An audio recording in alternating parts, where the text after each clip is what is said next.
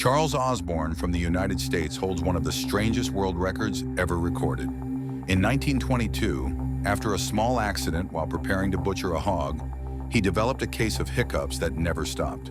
For years, doctors tried everything they could think of, but nothing worked. Osborne lived his entire life with hiccups, day and night, year after year.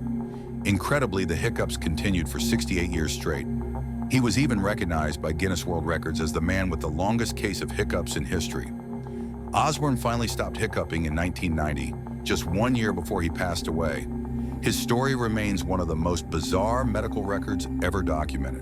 For more real and unbelievable facts like this, subscribe and share this video.